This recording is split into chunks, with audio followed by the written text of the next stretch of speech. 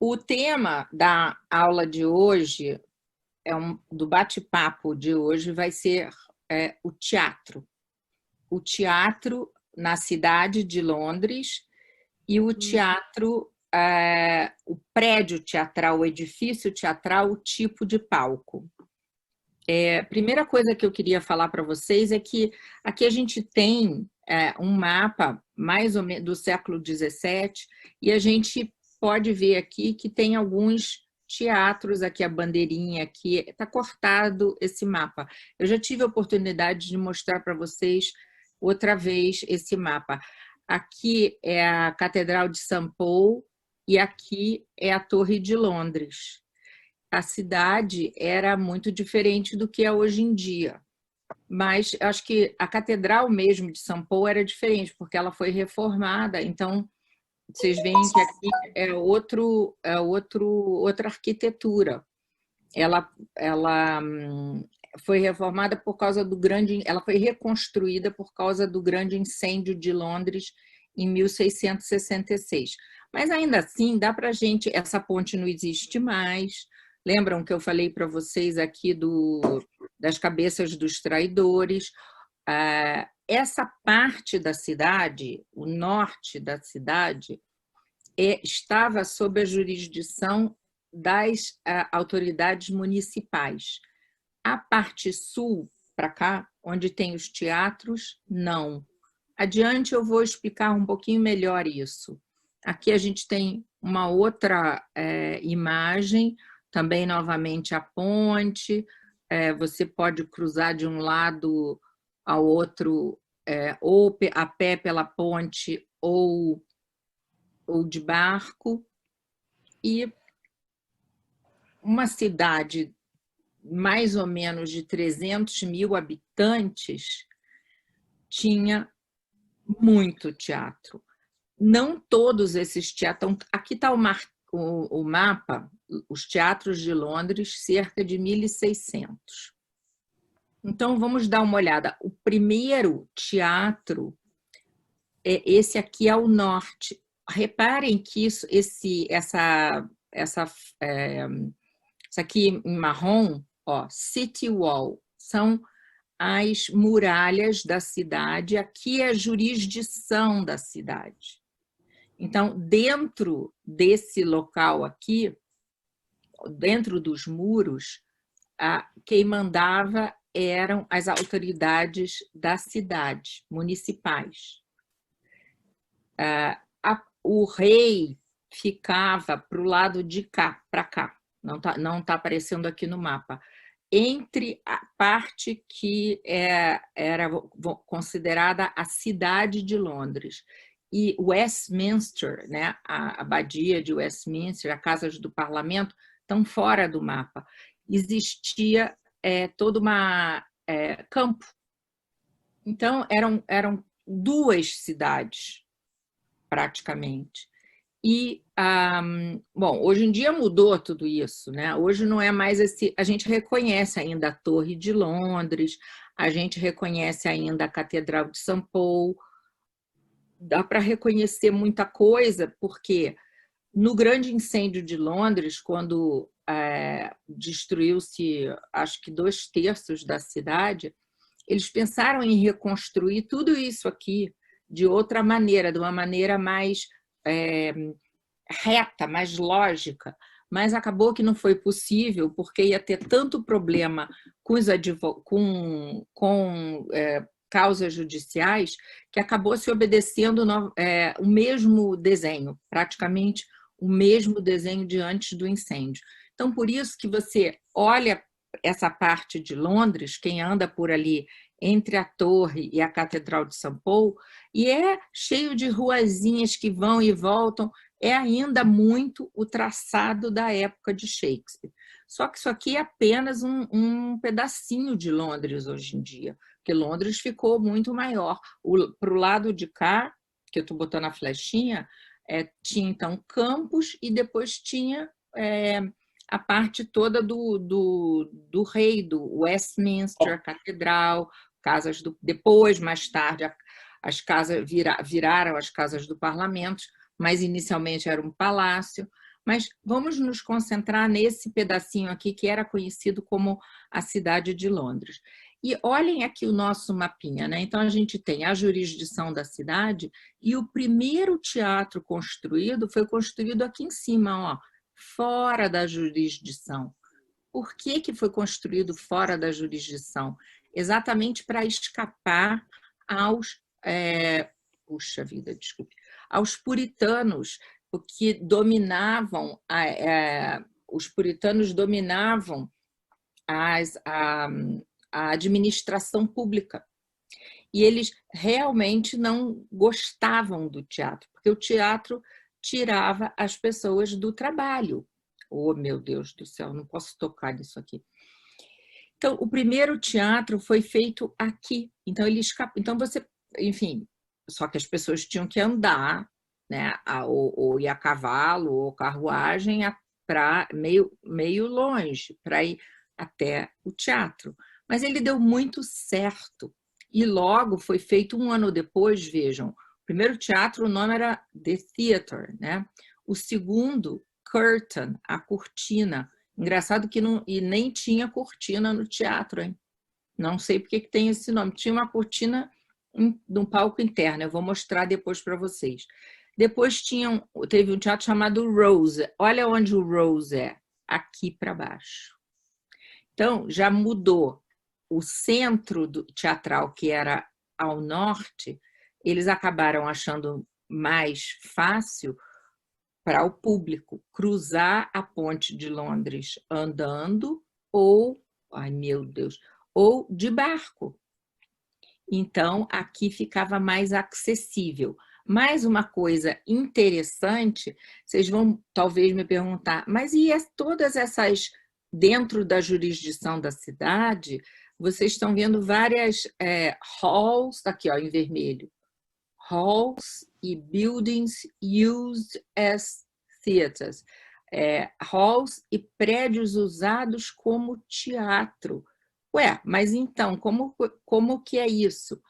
Ah, sim, dentro da cidade você podia também, nessa hospedaria, por exemplo, de Bell Inn, enfim, nesses lugares, aqui na Catedral de St. Paul, onde que está St. Paul? Não tô, aqui na Catedral, ó, a Escola de St. Paul. Aqui, por exemplo, na Escola de St. Paul, as crianças interpretavam peças teatrais e tudo isso escapava à jurisdição da cidade. Por quê? Por uma razão simples. Por exemplo, aqui, vou explicar com o exemplo do Blackfriars e do Greyfriars, os monges negros e os cinza, né? Não sei como é que vou traduzir isso aqui, mas aqui são os monges que usavam roupa negra e aqui cinza. Eram os antigos mosteiros. Então, vocês lembram que o Henrique VIII, pai da Elizabeth, ele rompe com Roma.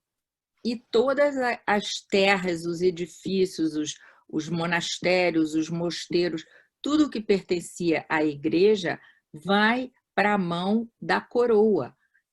Então, esses locais permanecem com uma jurisdição separada do resto da cidade.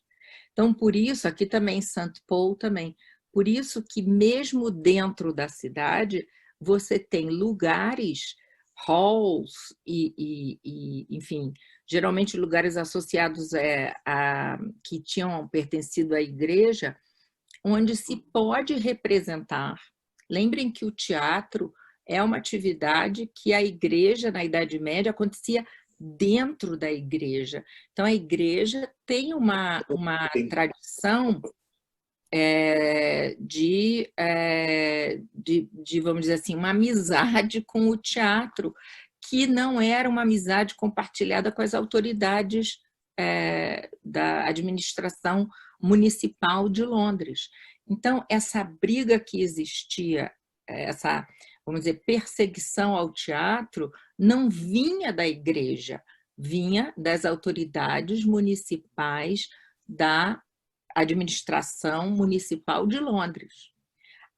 Tanto o rei, na época da Elizabeth, a rainha, quanto os nobres eram patronos do teatro, protegiam o teatro. Agora, essa classe média que administrava a cidade, essa sim é que perseguia o teatro, porque o teatro, por uma série de razões, inclusive razões religiosas, mas na tradição católica, o teatro estava perfeitamente adequado à nossa... O teatro nasceu dentro das igrejas, renasceu na Idade Média, ele renasce dentro das igrejas. Como primeiro, como a gente tem hoje ainda, não é assim, na época da Páscoa, você tem algum tipo de pequena encenação dentro da igreja, não com atores, mas, enfim, isso tudo. Então, quer dizer, o que eu estou querendo dizer a tradição católica, a Inglaterra não é mais católica nessa época, mas ela caminha junto com o teatro. E foi o protestantismo, e na Inglaterra depois, né, o puritanismo, é que tem essa perseguição às atividades teatrais. O que faz com que o teatro primeiro, se estabeleça fora dos muros da cidade, né? Aqui você tem Middle Temple, aqui já é uma universidade, Lincoln's Inns é uma universidade, né? Aqui o Fortune, fora dos muros da cidade, ou do lado sul da cidade. Olha quanto teatro aqui. O Swan, Cisne, de 1597. O Globe, o famoso Globe de Shakespeare, é de 1599. Então, olha, então, o que aconteceu com esse theater aqui? Em 1576, o carpinteiro James Burbage construiu esse teatro alugando o terreno, e aí ele fez o teatro. Mas, quando o dono do terreno viu que aquele negócio dava dinheiro, então, ele quis retomar o terreno e ficar com o prédio teatral que o Burbage, carpinteiro, tinha construído. E aí, o que o Burbage faz? Num fim de semana, tinha um feriado próximo, era mais ou menos dezembro, novembro, dezembro, frio. Ele aproveita um momento em que o dono do terreno tinha saído de Londres e ele desmonta o teatro inteiro e vem trazendo todo o madeirame. Nem passou pela ponte de Londres, acho que ele passou pelo rio que estava congelado, e aí constrói o Globe desse lado. Porque a ideia do que era o dono do terreno era ficar com o madeirame que valia muito. E vejam o que acontece aqui. Deixa eu mostrar o que é o madeirame. O madeirame é a coisa mais importante desse teatro. É um teatro feito inteiramente de madeira, sem pregos. Isso aqui é uma reconstrução. Mas para fazer essa reconstrução foi feita, a pena que eu não botei aqui o retrato do ator americano. Em 1997, um americano, aqui está o teatro, tá? Isso aqui é a reconstrução. Um ator americano foi até Londres e visitou a cidade, não, acho que foi antes de 97. Ele foi a Londres, em 97 ele é inaugurado. O ator foi a Londres e não achou o Teatro Globe. Por que ele não achou? Era um ator que adorava Shakespeare, tinha ouvido falar do Teatro Globe, que é o teatro que é ligado ao nome de Shakespeare, e ele foi a Londres visitar a cidade, procurou o Globe, não tinha Globe. E aí ele começou um movimento de reconstruir o teatro, esse americano, né? Vamos dizer assim, na ignorância dele, não ignorância no mau sentido, mas de achar que teria o teatro ainda, ou que teria sido reconstruído, pelo menos, não tinha nada. E aí ele começa um movimento de reconstruir o Globe. E esse é aqui, ó, abre o Globe, novo Globe, abre em 97, né? O custo, na época, 8,5 milhões de libras, né? Eu tenho essa conta aqui de 2012. Como que foi para conseguir o dinheiro para construir esse teatro? Bom, eles fizeram arrecadações, os ingleses quiseram também, e é um teatro muito grande, porque vejam bem, hoje, né, 1.600 pessoas é a capacidade de hoje em dia. Mas isso porque hoje em dia esse Globe, que é bem próximo ao que acredita se fosse os teatros da época, esse Globe tem que obedecer à legislação do Corpo de Bombeiro, porque, na verdade, esse teatro caberiam, se você não obedecer à legislação, até 3.000 pessoas. Entre 2 e 3 mil pessoas cabem nesse teatro. E todo mundo consegue enxergar bem. Vejam aqui a estimativa, não é?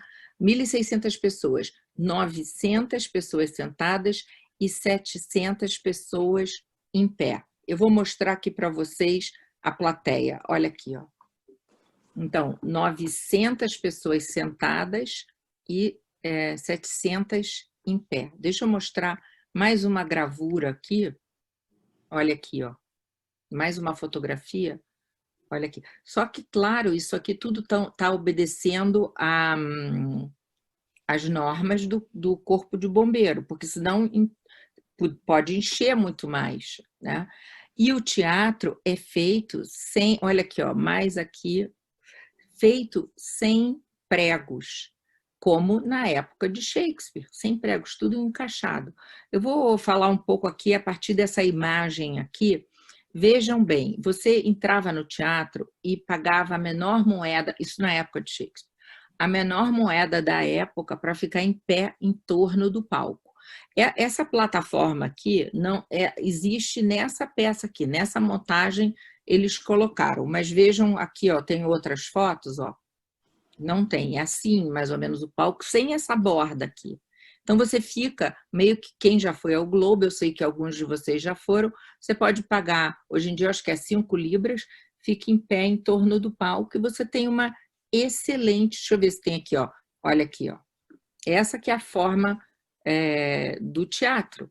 Você tem uma excelente, inclusive as pessoas botam a mão aqui, uma excelente visão. Inclusive a visão de quem está em volta do palco é melhor do que a visão daqui.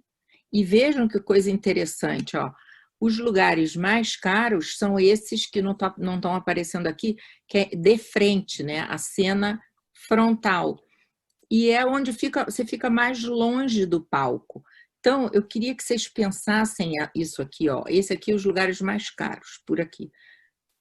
Então, na verdade, cabendo, imagina, hoje 1.600, mas na época 2, 3 mil, mas enfim, é o mesmo tamanho mais ou menos. Quer dizer, tem um sentido que eu estou querendo dizer, meio democrático de você, mesmo quem paga pouco, só que é desconfortável ficar em pé, né? Além do que, você fica na chuva. Deixa eu ver se tem aqui uma imagem do Globe de cima. Não é possível que eu não tenha botado uma imagem de cima. Tem. Aqui, ó. Então, você quando vai assistir peça lá no Globo, até hoje, se chover, chove nessas pessoas que estão aqui. Não chove nos atores inteiramente, porque tem essa parte aqui que cobre os atores. Mas se eles vierem atuar um pouco mais para frente, chove em cima deles também. Chove e faz sol. Então, deixa eu até dar uma dica para vocês. se alguém resolver ir a Londres, enfim, num futuro talvez não tão próximo, o melhor lado de sentar é esse aqui, ó. Peraí, direito, esquerdo de quem, né? Por quê? Porque o sol, né, e as apresentações, me parece que é 6. Quando tem 2 espetáculos, tem 2 da tarde, tem 2 da tarde. Mas normalmente é um espetáculo às 2, 1h30 pode começar, e um outro mais tarde. As peças duram 3 horas, 7 da noite, 7h30. Então, eu lembro que uma vez eu fui com um grupo de professores aqui de Curitiba, e a professora sentou aqui, eu ficava olhando, eu desse lado com as outras, desse aqui. E eu olhava ela e o marido dormindo, aquele sol na cara. Uma coisa horrível, coitado. E então fiquem sempre do lado de cá, que é melhor. Mas eu acho, eu nunca fiquei aqui em volta, porque eu sei que eu não vou aguentar, porque você não pode sentar, não pode se encostar, tem que realmente ficar em pé, e se chover, choveu, não pode abrir guarda-chuva, enfim. Mas por que esse teatro, então, por que esse formato? Bom, por várias razões que a gente vai ver agora. Mas antes da gente ver, deixa eu falar só uma coisinha. É um teatro que todo mundo ouve muito bem. E o termo, na época, para plateia, era audiência, audience. Shakespeare se referia à sua plateia como gentle hearers, né? Os ouvintes gentis. Olha aqui, ó, aqui a gente tem um corte do teatro. Né? Então, e sem microfone, você conseguia atingir tantas pessoas sem microfone. É muito bom em termos de acústica e ao ar livre. Então, quer dizer, hoje em dia você tem a interferência de avião passando, porque Londres toda hora passa avião, né? Mas esse conhecimento que a gente tem do teatro, até o século XIX, ninguém sabia direito a forma do palco. Sabia-se, por esses 2 mapas aqui, olha, que tá aqui, ó, mas não se sabia direito como que era esse palco, mas tinha esse desenhozinho aqui, ó. Um viajante, Thomas Platt, era holandês, foi a Londres e escreveu sobre o teatro e fez esse desenho. E por esse desenho é que foi-se no final do século XIX, tinha uma associação dedicada a descobrir como que era esse palco elisabetano, porque o palco sumiu na história do teatro. Sumiu porque, eu posso contar depois, mas além do grande incêndio de Londres, os teatros foram demolidos. Então, durante século... Peraí, sumiu em 1666, século XVII, século XVIII e XIX, por 200 anos, não se sabia que o palco de Shakespeare era esse. Ele tem outro palco também, que é o palco do teatro fechado, mas esse é o palco associado à obra de Shakespeare, que era o teatro público, que sustentava a atividade de Shakespeare. Então, deixa eu voltar aqui, peraí, não é aqui. Só um minutinho aqui.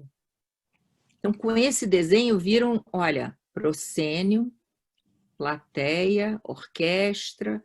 Isso aqui é óbvio que isso aí não é isso aqui é uma coisa didática, né? Deixa eu desligar aqui que está fazendo barulho aqui. Então, olha aqui, vamos olhar quantos lugares você tem. Por que quando a gente diz, Shakespeare podia escrever roteiro de cinema? Por quê? Porque o palco dele é limpo. Limpo no sentido seguinte, ó, é ao ar livre, sem cenário. Então, tudo que você tem que dizer para a plateia, você vai ter que informar pela palavra. Porque não dá para ficar botando cenário, tirando cenário, botando cenário. E tem que entrar... Como é que as pessoas entram e saem de cena? Olha aqui, ó. Você tem essa porta aqui e essa porta. Então, quando um entra por aqui, o outro já pode sair por aqui. Além disso, você tem esse palquinho aqui, que poderia ser ocupado pelos músicos, ou os músicos também podiam ficar aqui do lado, ou, por exemplo, na cena do balcão de Romeu e Julieta, é aqui que a Julieta fica, nessa parte de cima. Então, você pode ter ator entrando aqui, fazendo uma cena, enquanto essa cena aqui, atores estão saindo. E tem uma cortininha aqui, e aqui também você tem um palco. É o único lugar que tem uma cortininha. Deixa eu ver se eu mostro melhor para vocês aqui. Deixa eu ver aqui. Olha aqui, ó. Esse aqui não está a cortininha, porque hoje em dia eles permitem que as pessoas, que cada montagem mude um pouquinho a arquitetura do palco. Mas, de modo geral, ó, aqui é o balcão do Romeu e Julieta. Os músicos, meu Deus, eu não sei o que acontece. Os músicos podem ficar aqui ou podem ficar aqui. Era música ao vivo na época de Shakespeare. E olha aqui, ó, você entra por essa porta, sai por essa, ou vice-versa, ou entra por cima, ou tem aqui aqui, ó, tem um negócio que desce alguém dos céus e nesse palco aqui alguém sobe. Agora, quem já foi a peça nesse teatro, sabe que as possibilidades são inúmeras. Pode pular um personagem daqui, só da gente olhar essas fotos aqui, ó. Deixa eu ver aqui, ó. Isso aqui também é uma modificação, né? Eles fizeram uma projeção maior. Aqui eles fizeram como se fosse um barco, mas essa aqui não é esse buraco aqui, esse alçapão aqui, não é o alçapão da arquitetura do teatro. Da arquitetura está aqui. Deixa eu ver se o da arquitetura está aqui, ó, em algum lugar aqui. Então, aqui, o fantasma do pai do Hamlet. Quando o Hamlet fala essa topeira que está andando por baixo da terra, o fantasma está andando por aqui e ele aparece daqui. Né? Então, por isso... e aqui tem um buraco aqui que podem descer os deuses. Olha aqui os músicos aqui. Mas esse é o balcão de Romeu e Julieta. Não é? Então, o que eu estou querendo dizer é o seguinte, é um palco extremamente flexível. E um palco que dá para você entrar e sair, só não pode fazer, não é um teatro, vamos dizer, com cenário pesado, não. É um teatro que o centro da cena, deixa eu ver se aparece aqui, está no ator. Né? É o ator, e o ator tem que saber se movimentar muito bem, porque ele tem que falar para essa plateia. Então, tem um momento que o ator vai ficar de costas para você. Mas, enfim, o que era importante naquele teatro era ouvir e não ver. É totalmente diferente da gente hoje em dia, não é? Porque nós somos muito mais visuais do que auditivos. Então, eu vou agora sistematizar aqui um pouco do que eu falei. Isso aqui dos palcos das hospedarias, isso aqui eu não expliquei ainda, é o seguinte, ninguém sabe de onde surgiu esse palco aqui, ó. Ele fez esse desenho, mas ninguém sabe de onde, quem teve essa ideia de fazer esse teatro aberto e esse palco pequeno projetado, depois um telhadinho, quem que teve essa ideia? A gente tem esse desenho aí, mas aí foi se pesquisando e foi se descobrindo qual... Mas quem que teve a ideia? Bom, uma teoria diz o seguinte, que o teatro, nas hospedarias se fazia teatro, e a forma da hospedaria, eu não esqueci de trazer, mas, enfim, a forma das hospedarias é parecida, os pátios abertos das hospedarias, tanto na Inglaterra quanto na Espanha também. Lembra isso aqui. Lembra esse palquinho projetado e aqui as fileiras dos quartos. Né? Eu posso mostrar isso depois para vocês. Mas, enfim, do palco das hospedarias, que tinham esses pátios internos abertos, né? Então tinha essa proximidade muito grande da plateia e dos atores. Então eles conservaram isso. O primeiro teatro com o nome teatro, um prédio para ser teatro, foi o do Burbage. Esse aqui, ó, foi o carpinteiro que eu contei a história para vocês. O Burbage vem a ser o pai do Richard Burbage, né, que é o grande ator. O primeiro Hamlet foi o filho dele. O primeiro Lear foi o filho dele. O primeiro Macbeth foi o filho dele. Porque o James Burbage, sendo carpinteiro, tendo feito teatro, ele tinha esse filho e esse filho acabou trabalhando como ator no teatro. Era a época que... Apareceu. Legal. Tem algum microfone aberto. Aqui o Globo estava por aqui. Ela está falando do Globo. Deixa eu desativar então, peraí. 85. Muito bom. Nossa! Deixa eu ajeitar aqui, pronto. Acho que agora eu consegui desativar. Será que eu desativei o meu? Não, o teu está ativado. Tá. Ótimo. Então, olha só. Então, o filho do carpinteiro que virou empresário teatral vem a ser o Richard Burbage e vai ser o grande ator shakespeariano. Aqui eu só estou lembrando, né, que ele arrendou esse terreno na parte norte de Londres e que, enfim, aí o Burbage introduz telhadinho, palco interior, né, mais níveis na arquibancada. Acham, né, que foi ele, né? E o Globe foi aquela história que eu falei, quando o proprietário do terreno onde estava o teatro chamado Theatre quis o terreno de volta, o Burbage então disse, não, eu vou pegar o madeirame, que era o que valia mais. Agora, vejam a questão do madeirame. Olha aqui, ó. Isso aqui é foto real. Eu conheci o construtor do teatro, né? McCurdy, Peter McCurdy, né? Então, esse tipo de madeira era a madeira de encaixe, enfim, do teatro, com a qual o teatro de Shakespeare era feito. E quando eles reconstruíram, eles quiseram o mesmo tipo de madeira.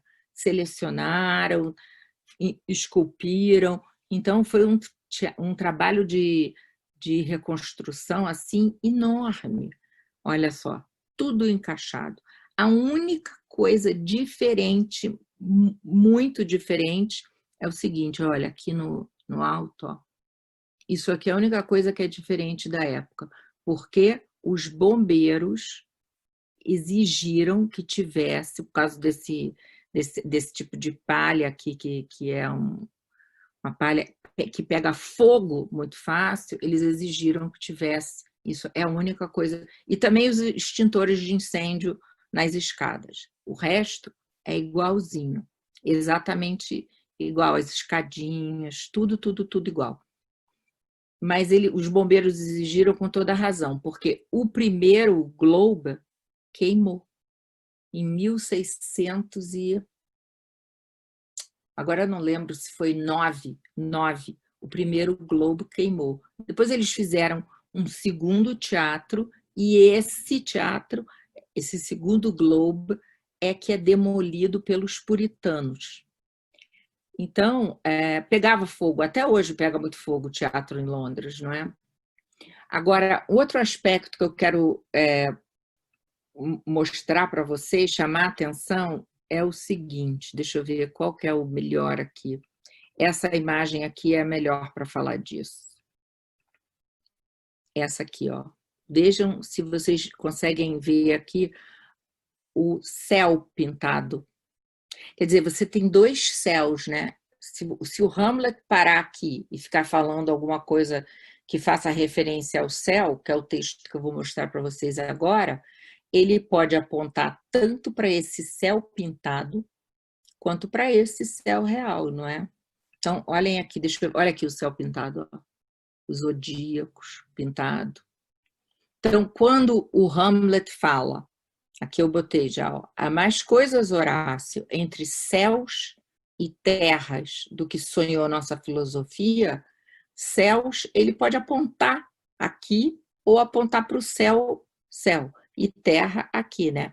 E aqui quando ele fala, esse grande cenário, a terra, esse magnífico do céu, o ar, ele está apontando também. Então, aqui eu vou botar essa parte exatamente que eu estou falando aqui do Hamlet, apontar. Por que isso é importante? Porque esse teatro, ele se presta a pensar o homem no centro do cosmos, né? Porque quem que é o que fica em evidência aqui, ó? Imagina que aqui é o Hamlet, não é o Hamlet, mas imagina, né? Então tá todo mundo olhando para quem? A gente não está olhando para esse céuzinho, para os deuses, também não estamos olhando para o embaixo do palco, que é o inferno. Não, a gente está olhando para essa figura que se coloca entre os céus e o inferno, essa figura que se coloca na terra. Então, essa observação do ser humano, esse é que é o teatro, essa que é a marca shakespeariana, mas vejam que essa preocupação de Shakespeare que está nas peças, está nesse palco que apareceu para ele, porque não foi ele que inventou esse palco. Então, ele é uma conjuntura de fatores, não é? Por um lado, ele já tinha leituras, mas, por outro lado, esse palco favorece esse tipo de questionamento, né? De olhar o humano, observar o humano, mais do que os céus ou do que os infernos. O que a gente está observando aqui é a sociedade humana, o ser humano, como funciona. Então, peguei essa passagem aqui que a gente não tinha ainda trabalhado.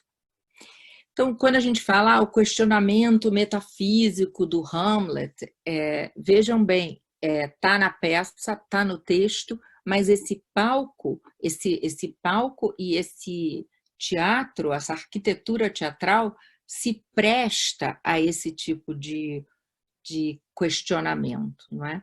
Então, eu peguei um trechinho e marquei de uma maneira estranha para vocês pelo seguinte, porque também eu quero aproveitar e ver se a gente pensa um pouco sobre aquela questão que eu já falei uma vez para vocês, sobre as grandes passagens de Shakespeare, se dá para você retirar do texto e fazer, vamos dizer, camiseta, ou se funcionam como ensinamentos.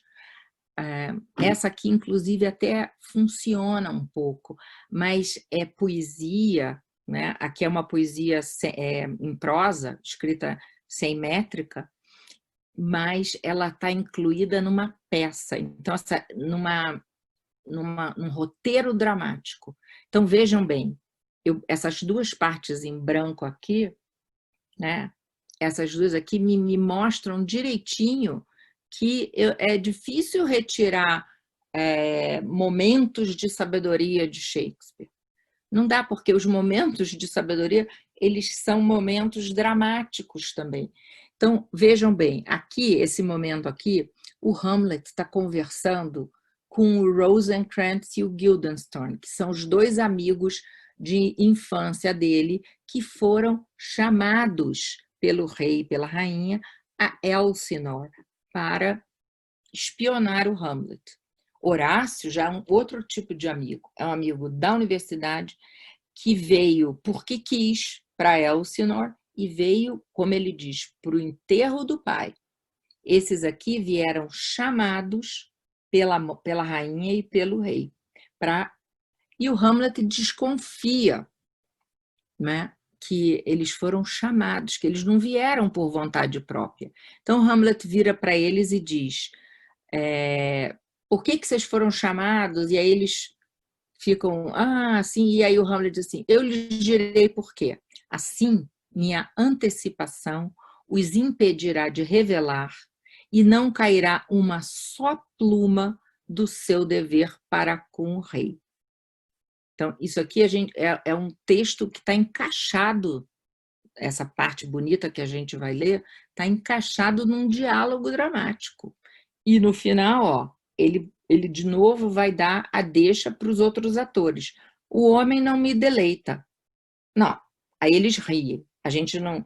Aqui tem uma pausa, mas a pontuação não é de Shakespeare aqui, tá? O homem não me deleita. Aí, com certeza, o Rosencrantz e o Guildenstern riem. Não, nem a mulher. Embora o seu sorriso, ó como é que a gente sabe que eles riem, pareça dizê-lo. Então, aqui, né? Então, está encaixado. É uma fala que ela, vamos dizer assim, ela vai funcionar fora do texto, mas eu quero que vocês sempre lembrem que é uma fala que é dramática, que ela funciona no texto. Bom, vamos lá para a fala. Aí o Hamlet diz: ultimamente, não sei porquê, perdi toda a alegria, desprezei todo o hábito de exercícios e realmente tudo pesa tanto na minha disposição que esse grande cenário, a Terra, me parece agora um promontório estéril.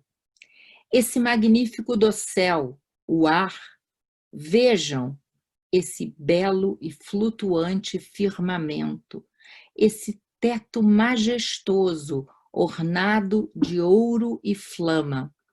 Então, é isso aqui, ó, gente. Ó, o teto majestoso, ornado de ouro e flama. Ou é esse aqui, ou são os dois.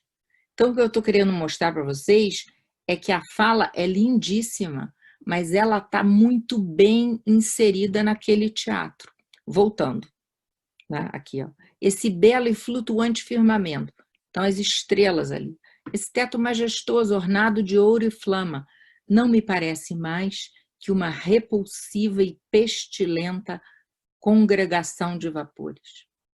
Que obra de arte é o homem, como é nobre na razão, como é infinito em faculdades, e na forma e no movimento, como é expressível e admirável. Na ação é como um anjo, em inteligência como um Deus, a beleza do mundo, o paradigma dos animais. E, no entanto, para mim, o que é essa quintessência do pó? O homem não me deleita. Aí eles riem. Não, nem a mulher, embora o seu sorriso pareça dizê-lo.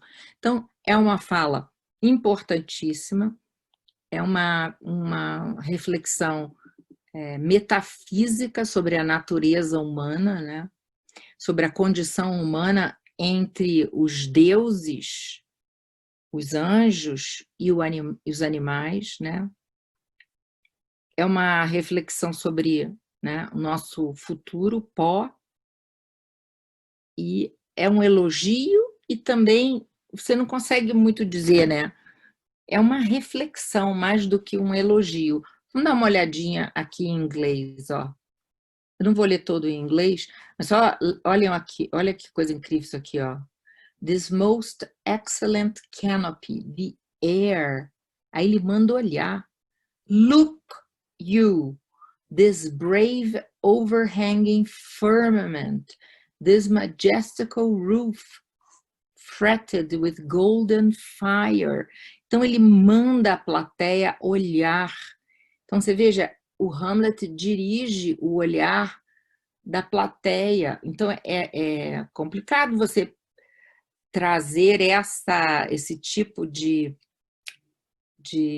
fala para um teatro que não tem esses três, essa coisa de ter o céu, né, a terra, esse teatro cósmico que é o de Shakespeare, né? Então, se tirar essas falas e botar num palco como é o palco do Guaíra, perde muito, né? Porque o Hamlet está pertinho da plateia, né? E aí ele começa, né? Que obra de arte é o homem, com nobre em razão, né? O paragão dos animais. Então, é uma fala perfeita para esse teatro, né? A gente pode imaginar as pessoas ouvindo. Então, é difícil você levar essa fala para o cinema e também para um teatro que não é o shakespeariano, porque aqui ela tem um encaixe perfeito, não é? Aqui, ó. Bom, deixa agora... tem um outro trecho aqui, eu falei para vocês que eu ia trazer alguns trechos que a gente não viu em aula, né, ainda. Então, esse trecho aqui é do Hamlet conversando com a Ofélia.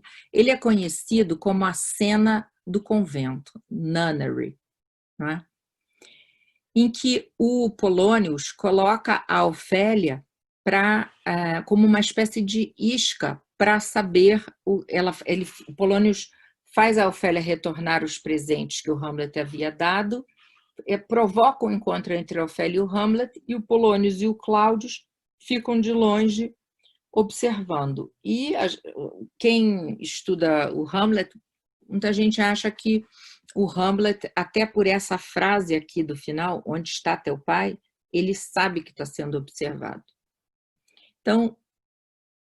Então, quer dizer, tudo que o Hamlet fala para a Ofélia, porque ele é muito cruel com a Ofélia nesse momento. E os filmes, as peças, o Laurence Olivier jogou a Ofélia no chão, todos eles. Enfim, é uma cena em que o Hamlet aparece agressivo e cruel com a Ofélia. Não é? Mas vamos ver o que ele diz. Então, ele manda ela entrar para um convento. Aí já tem um problema aqui terrível. Porque tem gente que acha que esse nunnery era gíria para bordel. Então, o Hamlet está mandando a Ofélia para um bordel. Tem gente que acha que isso não é ridículo, porque, na verdade, ele está pedindo para ela realmente sair do mundo dos casais, né? E se retirar desse mundo, porque esse mundo não vale a pena. Então, tem uma série de interpretações. Mas, enfim, entra para um convento. Por que desejarias conceber pecadores? Seu Hamlet. Eu próprio sou passavelmente honesto, indifferent honest. Mas poderia, ainda assim, acusar-me, quer dizer, né, eu mesmo poderia... Veja que a tradução não fica claro que é eu, né, mas... Ainda assim, eu mesmo acusar-me... aqui está. Assim, acusar-me a mim mesmo de tais coisas, que seria melhor que minha mãe não me tivesse concebido.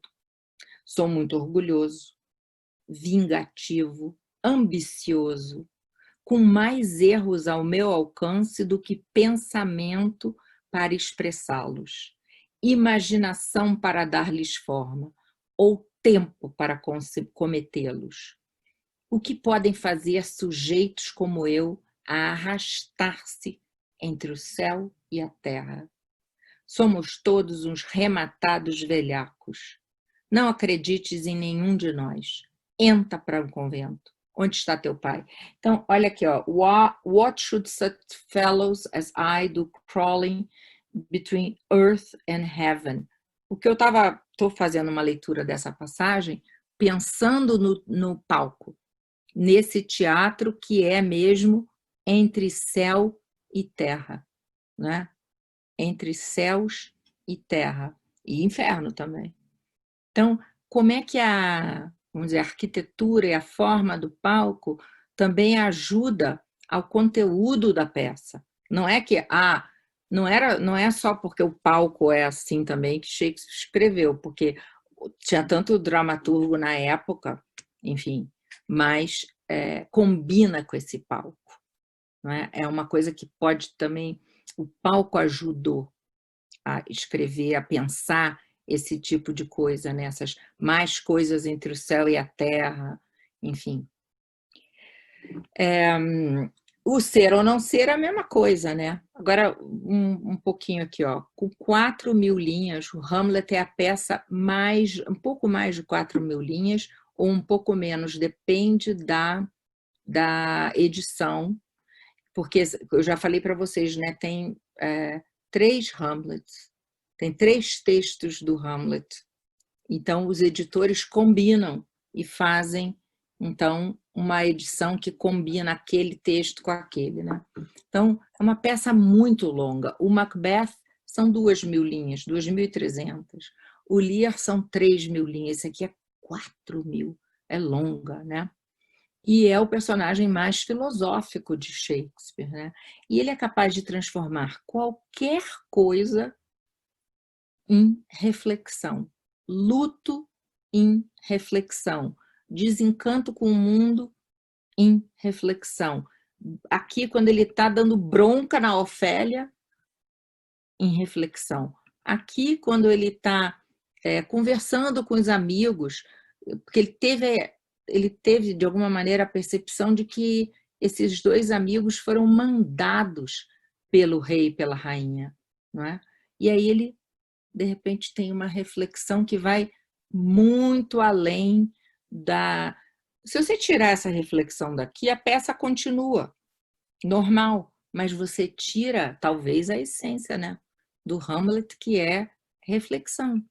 Então, assim, isso aqui é, enfim, o Hamlet, né, se você pegar o ser ou não ser, pegar, pensar só na palavra to be or not to be, né, ele vai expandir a nossa consciência sobre o to be, o ser, né, somos o paradigma dos animais, nobre na razão, infinito em faculdades, e também ele vai se voltar para o não ser.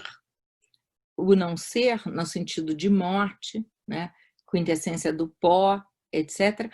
Mas também um não ser que a gente viu em outro momento, que é o Polônios, que o Polônios é subserviente, ele é uma espécie, quando você...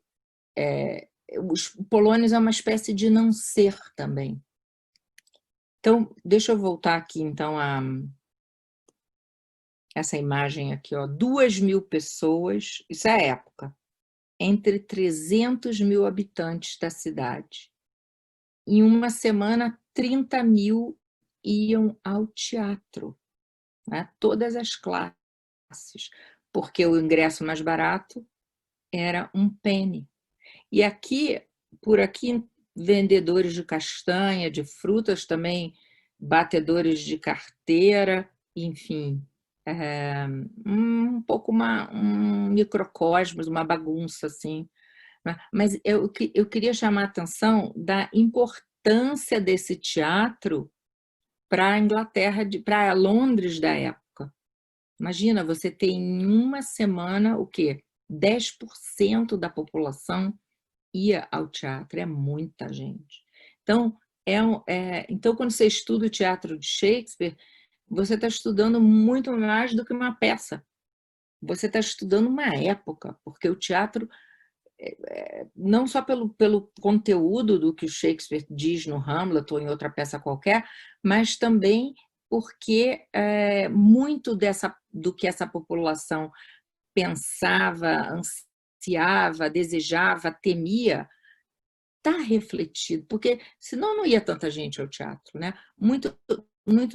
E era a forma de entretenimento popular, mas saía só do entretenimento também, sem parecer que está saindo, não é? Então aqui a gente tem, ó, outras. Vocês veem que não dá para ver. Imagina, se um ator estiver aqui atrás dessa pilastra, tem gente na plateia que não vai enxergar, hein? Mas, como eu disse, é um teatro para ouvir, é totalmente diferente do nosso teatro hoje, ou de nós como espectadores que a gente vê coisas. Não é? Agora, era movimentado, não era uma coisa... É difícil dormir nesse teatro, apesar que eu já vi gente dormindo, mas é difícil porque é muito movimentado. E música, tem música ao vivo, tem dança, tem luta de espada, geralmente luta de espada no final, porque o pessoal já está cansado. Olha só, isso aqui é uma cena assim, mais para o final, quando eles vêm vêm à frente do palco e agradecem. Isso aqui está repetido. Mas, então, essa aqui é a rainha só da época Elizabeth. Eu queria depois mostrar esse vestido da rainha aqui, que é incrível, mas enfim. Aqui no Brasil, a gente teve essa Megera Domada do Cacá Rossetti e o do Grupo Galpão, o Romeu e Julieta, e a Tempestade no Parque Lage, essas montagens, e também aqui em Curitiba foi agora foi a Sonho de uma Noite de Verão que inaugurou a Ópera de Arame. Esse tipo de montagem de rua, ao ar livre, aqui eu acho que era até o Falabella, que era o Caliban, a Maria Padilha, enfim. Mas esse tipo de montagem no Parque Lage do Rio, no Ópera de Arame, o Grupo Galpão, que faz em qualquer lugar, ao ar livre, esse tipo de montagem recupera um pouco essa coisa aqui essa relação do teatro estar no mundo, que não é uma coisa fechada, não é? Então, por isso que essas montagens foram bem sucedidas, eu acho, em parte. Além de outros acertos, é porque elas recuperam uma relação com o espaço que aquele teatro de Shakespeare tinha. Então, aqui é uma foto, uma imagem, uma foto de um espetáculo, eu não sei. Esse aqui é aquele que vocês têm no filme do Romeu e Julieta Não, o Shakespeare Apaixonado. Isso aqui é uma imagem do Shakespeare Apaixonado, que é ótimo. Recomendo vivamente. Então, quando os atores todos vêm à frente do palco, lembrando que eu esqueci de falar, eram só atores do sexo masculino. No filme, a ideia é que uma mulher se imiscui entre os atores e, enfim, aí se apaixona por Shakespeare, enfim. Mas essa ideia aqui do mundo como um palco, dos homens e mulheres como atores, isso está muito presente, porque esse palco é muito forte, ele espelha o mundo. Então, Shakespeare vai usar essa metáfora, esse conceito. Vejam aqui nessa fala do Próspero, da Tempestade, quando está acabando a peça. Não, isso aqui não é quando está acabando a peça, é quando está acabando uma peça dentro da peça que ele faz com os espíritos. Ele diz o seguinte, nossa festa acabou. Nossos atores, que eu avisei não serem mais que espíritos, derreteram-se no ar, no puro ar. E como a trama vã dessa visão, as torres e palácios encantados, templos solenes, como o globo inteiro, sim, tudo que o globo envolve vai sumir, sem deixar rastros.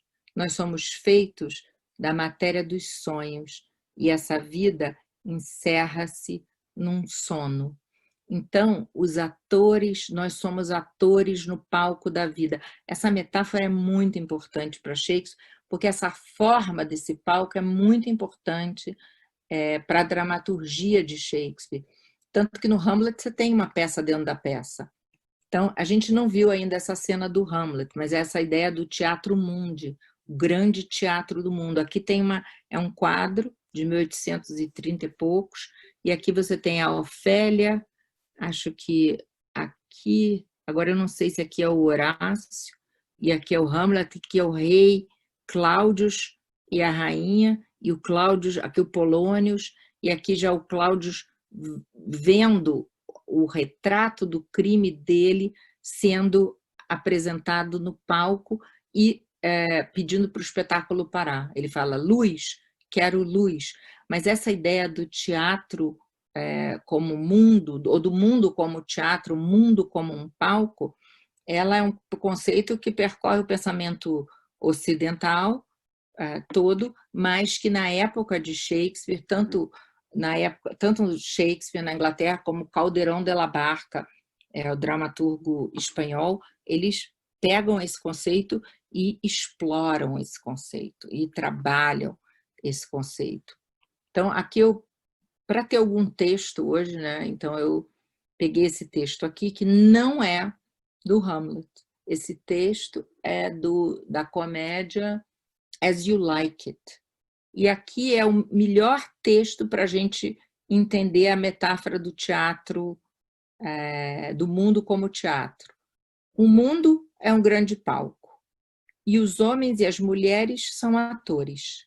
Tem as suas entradas e saídas. Eu acho interessante entrances e exits, entradas e saídas, porque esse palco era cheio de entradas e saídas, né? Aqui também por cima, pelo palco, o ator podia entrar por aqui. Então, é um palco cheio de entradas e saídas. Então, como que sugere, né? Eu não estou querendo dizer que Shakespeare escreveu isso por causa do palco, mas enfim, acho que o palco ajuda. O mundo é um palco, os homens e as mulheres são atores, têm as suas entradas e saídas. E um homem tem na vida várias partes, vários papéis, né? Seus atos sendo 7. E aí ele começa. Primeiro a criança. Chora, grita, soluça o bebê nos braços de uma ama. Infância. Depois o colegial, com sua pasta e a cara matinal, como um lagarto, se arrasta sem vontade à escola. Depois o amante, bufando como um forno, uma balada faz aos olhos da amiga, né, da namorada. Depois o soldado, com pragas e barba arrepiada, zeloso de sua honra, ágil na luta, a perseguir, olha aqui um pensamento aqui, ó, a ilusão da glória, mesmo na boca de um canhão. Quer dizer, arriscando a vida pela ilusão da glória, né?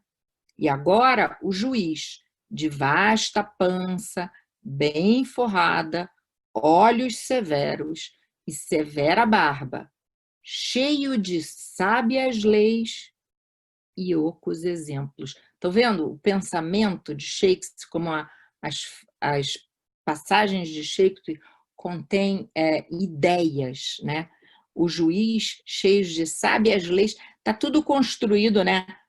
Descrição do juiz: vasta pança, né? Come bem, olhos severos, severa barba, cheio de sabedoria, desconstruiu tudo o que acabou de falar.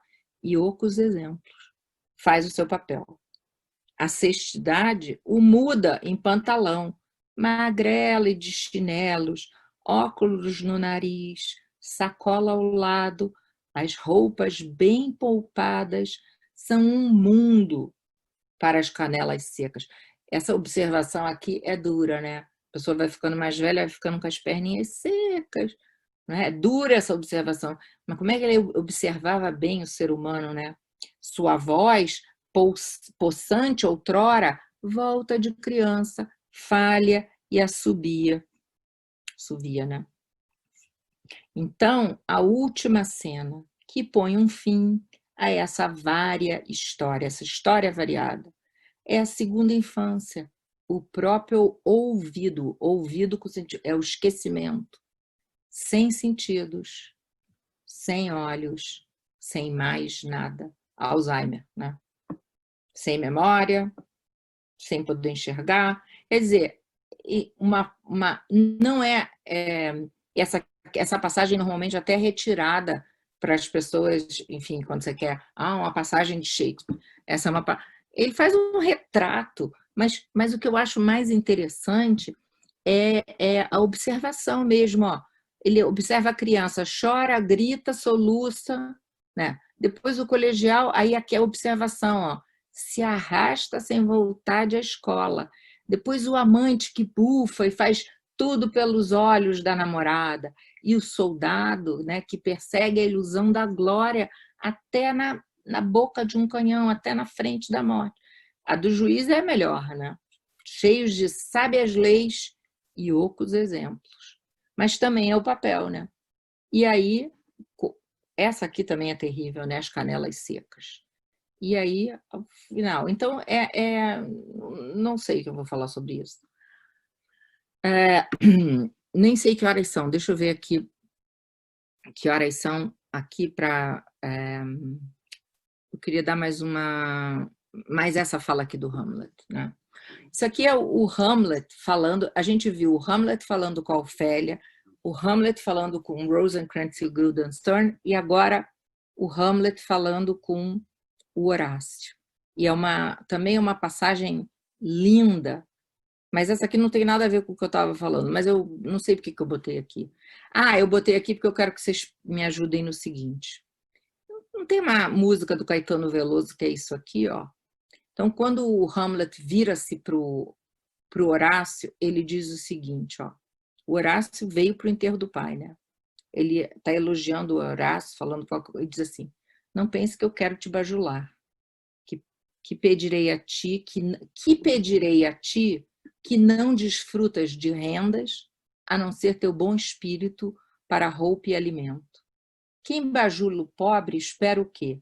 Essa parte aqui que eu acho que Caetano Veloso ou Augusto Campos pegou. Deixa que a língua açucarada lamba a absurda pompa e se curve de joelhos diante dela com a esperança de lucro. Então, olha que maravilha de pensamento. Ele explicou aqui como o mundo se move, né? Lucro, você se curva diante do poder, né? Você se curva diante da pompa, mas ele ao mesmo tempo está dizendo que é absurda, né? E aí você faz elogios, língua açucarada, né? Então ele está dizendo o funcionamento do mundo, mas só que está embutido numa fala para o Horácio, né? Deixa que a língua açucarada lamba a absurda pompa e se curve de joelhos diante dela, com esperança de lucro. Estás ouvindo? Desde que essa alma, a alma dele, do Hamlet, foi capaz de escolha e pôde distinguir os homens, ela marcou-te para si, pois sempre foste, diante das dores, como quem não sofre, um homem que recebe como idênticos golpes ou recompensas da fortuna, e igualmente agradece. Peraí.